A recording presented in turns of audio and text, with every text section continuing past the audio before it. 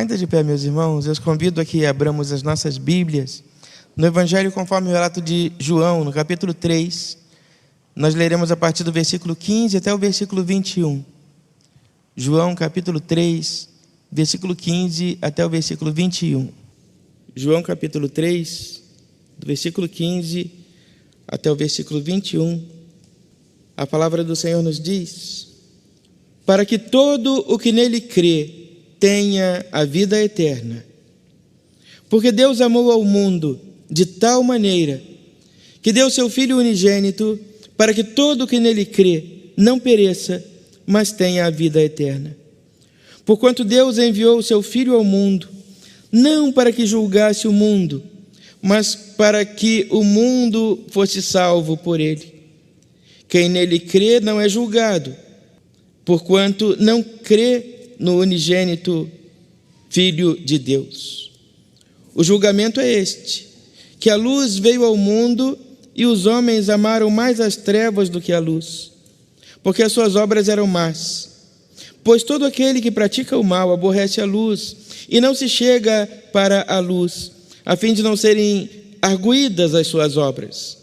Quem pratica a verdade aproxima-se da luz, a fim de que as suas obras sejam manifestas, porque feitas em Deus. Até aí a palavra do Senhor para a edificação da sua igreja nesta manhã. Vamos orar ao Senhor. Glorioso Deus, santo e eterno, estamos nós aqui mais uma vez, ocupando esta tribuna sagrada, para falar, ó Deus, não menos do que da Tua palavra, do Teu amor, da Tua graça, da Tua misericórdia e do Teu favor. Pedindo a Deus agora que, através do Teu Espírito Santo, divinamente o Senhor nos ilumine e fale ao nosso coração, ao coração de todos nós, que somos filhos e filhas do Senhor. E que vimos aqui, Senhor Deus, como alvos do Teu amor, buscar a orientação que nos é dada através da Tua palavra. Abençoa-nos, ó Deus, para que sejamos edificados, fortalecidos e animados, e assim sigamos a vencer os desafios que nos surgem a cada instante. Atende-nos, Pai, nós te oramos em nome de Jesus. Amém. Meus irmãos, a perícope que lemos está no contexto do diálogo de Jesus com Nicodemos. E quem é Nicodemos? Nicodemos é um fariseu importante, profundo conhecedor da lei, estudioso do Antigo Testamento, mas Nicodemos é mais uma pessoa que, apesar da profundidade, da grandeza do seu conhecimento, ainda trazia muitas inquietações dentro do seu coração. Muitas questões que perturbavam o coração de Nicodemos. Muitas das quais, para as quais nós não vamos encontrar nunca uma resposta. A palavra de Deus, meus irmãos, nos diz que as coisas reveladas pertencem a nós, mas as coisas ocultas pertencem a Deus. E nós, seres humanos, vivemos este afã, esse desejo incontrolável de entender tudo, de conhecer tudo, de compreender tudo, como se Deus fosse menor que a nossa compreensão, como se os mistérios de Deus fossem do tamanho suficiente para caber na nossa mente e no nosso coração. Deus é infinito para o passado, é infinito para o futuro. Deus é incomensurável, Deus não pode ser compreendido, mas Ele se revela a nós todos os dias. E o que nós sabemos de Deus é aquilo que Ele nos dá a conhecer. São partes da revelação que Ele faz a todos nós diariamente através da leitura da Sagrada Escritura e da nossa comunhão com Ele. Mas esses mistérios seguem assim perturbando, incomodando o coração e a mente do ser humano. E interessante, meus irmãos, é perceber que Nicodemos vai a Jesus à noite Algumas razões, na verdade, são todas especulações, não existe uma justificativa, não existe uma razão. A Bíblia não deixa claro por que Nicodemos vai à noite. Talvez para não ser visto, talvez para não ser visto. Ele, um dos principais doutores da lei, indo ao encontro desse Jesus que surge aí, se anunciando como Filho de Deus, como Messias, e não vai ficar bem para ele, Nicodemos, ser visto ao lado desse louco. Então vamos lá à noite procurar esse Jesus. Mas uma questão interessante, meus irmãos, também relacionada à noite, é que esses pensamentos mais perturbadores, as dúvidas mais profundas, as questões mais complexas e mais difíceis, elas sempre nos visitam à noite. É à noite, quando nós deitamos a nossa cabeça no travesseiro, depois de esgotadas todas as tarefas do dia, em que nós não temos mais do que pensar de imediato, aí resolvem nos visitar os pensamentos perturbadores, as questões difíceis que roubam o nosso sono, e ficamos ali, muitas vezes prisioneiros da cama, sem conseguir repousar, porque a nossa cabeça fervilha com dúvidas, com preocupações, com questões para as quais nós precisamos admitir e entender. A solução ou a explicação não está nas nossas mãos. E o que nos cabe fazer nesses momentos, meus irmãos, é aquilo que nos exorta o salmista no Salmo 37, versículo 5. Entrega o teu caminho ao Senhor, confia nele e o mais ele fará. Porque a sua preocupação não vai resolver os problemas. Você ficar pensando não vai resolver. Ficar aflito, angustiado, não vai resolver.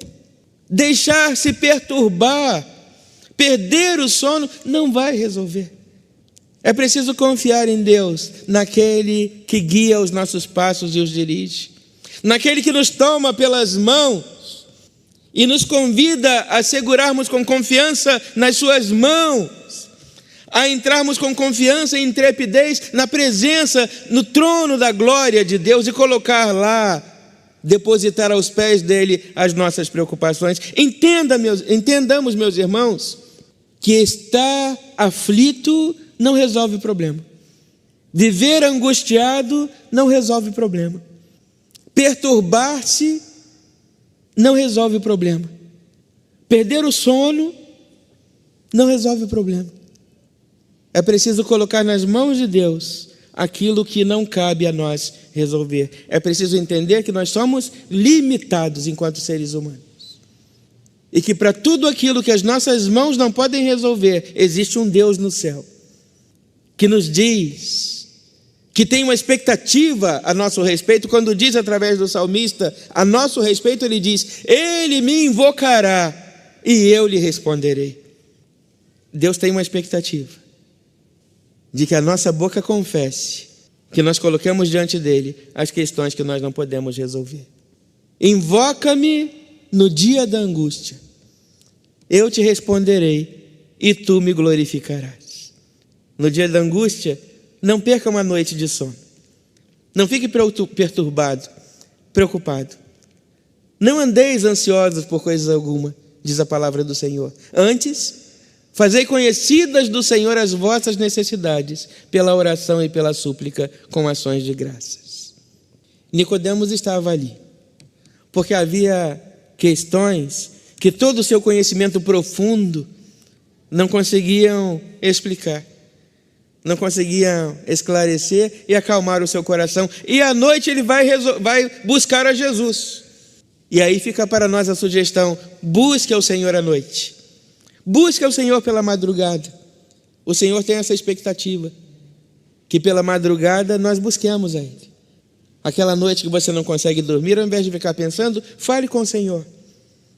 Fale com o Senhor, converse com Ele. Ele está lá esperando. Ele está lá esperando. Ele me invocará e eu lhe responderei. Invoca-me no dia da angústia. Eu te responderei e tu me glorificarás. Não fique aflito. E ele segue. naquela conversa difícil com Jesus, muito intelectualizada. Afinal de contas, Jesus está falando com um intelectual, e na condição de intelectual também Jesus responde a Nicodemos. Jesus fala de maneira simples com o simples, mas agora ele fala com o intelectual, então ele fala e usa termos complexos, intelectuais, uma linguagem que supera a compreensão de Nicodemos. Mas ele vai falar para Nicodemos, meus irmãos, algo que, por que não dizer, é igualmente perturbador para quem quer compreender o mistério do amor de Deus. Ele vai falar exatamente sobre o amor de Deus. Ele vai dizer no versículo 16, o versículo que todos nós conhecemos muito bem, João 3,16. Porque Deus amou ao mundo de tal maneira que deu seu Filho unigênito para que todo o que nele crê não pereça, mas tenha a vida eterna. É aquele versículo com o qual nós respondíamos a chamada na escola dominical. Todo domingo a secretária passa para fazer a chamada e nós respondemos: porque Deus amou o mundo de tal maneira que deu seu Filho unigênito para que todo aquele que nele crê não pereça, mas tenha a vida eterna. E de decorar esse versículo, nós não mergulhamos na profundidade, na riqueza que traz este versículo em termos de informação. Deus amou o mundo, mas que mundo é esse que Deus amou? E aí nós podemos olhar à nossa volta e ver a beleza da natureza, o quanto a natureza é bela e complexa. Nós olhamos para os campos e quantos tons de verde nós vemos. É tudo verde, mas quantos tons? Nós olhamos para os pássaros e não conseguimos compreender, olhando para um beija-flor, como pode haver ali dentro daquele corpinho minúsculo um coração que bate com mais força do que o nosso, que sustenta, que dá a ele capacidade de, naquele bater de asas, manter-se estabilizado no ar. E olhando todas estas coisas, é impossível, meus irmãos, não entender que exista um Deus, que é criador de todas as coisas. Nós vemos aí, nesse período que nós estamos vivendo, chuvoso, as grandes catástrofes acontecendo, quantas vítimas, quantas casas, quantas construções são destruídas, e aí nós olhamos lá na árvore a casinha do João de Barro, e em nada foi abalada, construída apenas com barro do seu carregado, transportado do seu biquinho, e Deus cuidou dele. E aí como é possível entender este Deus? Mas nós olhamos e vemos que é fácil entender que toda essa riqueza, toda esta beleza, tudo isso contido no mundo, é fácil amar este mundo. Mas o mundo a que Deus amou, segundo João, conforme João, é um mundo impregnado e contaminado pelo pecado. Então não é simplesmente a natureza que Deus ama, mas o ser humano, na condição de ser principal, por que não dizer, como excelência da criação de Deus, permite que o pecado entre no mundo, e ainda assim Deus o ama. E este amor de Deus pelo mundo e pelo ser humano é algo que mexe com o apóstolo João, a ponto de ele ser chamado de apóstolo do amor. Compreender este amor de Deus, a grandeza deste amor por mortais pecadores, por seres limitados, finitos, mortais, carregados de pecado. Como entender que Deus possa nos amar? E a respeito disso, que João vai dizer que aquele que nem mesmo a seu próprio filho poupou, antes o entregou por todos nós, como não nos dará também com ele todas as coisas? Olha que amor. Também o apóstolo Paulo, escrevendo aos Romanos, ele vai dizer: mas Deus prova o seu amor para conosco, em que Cristo morreu por nós, sendo nós ainda pecadores. E nós vamos recorrer a Pedro, e Pedro diz: aos quais foi revelado que não para si mesmos, mas para nós, eles ministravam estas coisas, que agora vos foram anunciadas por aqueles que, pelo Espírito Santo, enviado do céu, vos pregaram o evangelho, para as quais coisas os anjos desejam bem atentar. E também na carta aos Hebreus nós encontramos a afirmativa, porque na verdade ele não tomou os anjos, mas tomou a descendência de Abraão. Meus irmãos, e o que os apóstolos querem dizer com tudo isso? Nem aos anjos Deus dispensou esse amor. Os anjos caídos do céu, o Senhor os precipitou e os condenou à destruição eterna. Mas ao ser humano pecador, Deus tem demonstrado este amor. Vede com que grande amor nos foi concedido a nós pelo Pai, a ponto de sermos chamados filhos de Deus. E quem consegue explicar esse amor? Quem consegue explicar esse amor? Ninguém consegue explicar esse amor. E eu também não estou aqui hoje com a pretensão de explicar esse amor de um Deus, meus irmãos, que não precisa de nós. Um Deus que nos criou e que por consequência do pecado poderia ter nos destruído, mas Ele escolheu nos amar. E nos amar a ponto de, como nos lembra o apóstolo João, oferecer o seu próprio Filho como sacrifício para que todos nós fôssemos salvos através do seu sacrifício suficiente e estivéssemos aqui hoje. Mas, meus irmãos, nisto tudo o que eu trago para os irmãos como desafio, entre tantas coisas perturbadoras, entre tantas coisas que nós queremos entender e não conseguimos, por que nós sofremos? Por que das enfermidades? Por que das guerras? Por que da violência? Por que do mal? Por que Deus consente e isso nos perturba? Por que os bons sofrem e isso nos incomoda? Por que tantas coisas ruins acontecem e isso também nos causa dor? Quantas coisas para as quais não nos é revelada a verdade, ou a justificativa, ou a razão, e perturbam o nosso coração. O desafio, meus irmãos, que a palavra do Senhor nos traz nesta manhã, é deixar de lado tudo isso que sugere ao nosso coração um Deus mau, tudo isso que alguns usam como argumento para dizer que Deus não é bom, que não precisam de Deus, que Deus não é justo, porque afinal de contas os bons sofrem enquanto os maus perseveram em prosperar. Um Deus que não é justo porque permite as enfermidades e as guerras e todo o mal e não tem, ou pelo menos não exerce controle sobre todas estas coisas.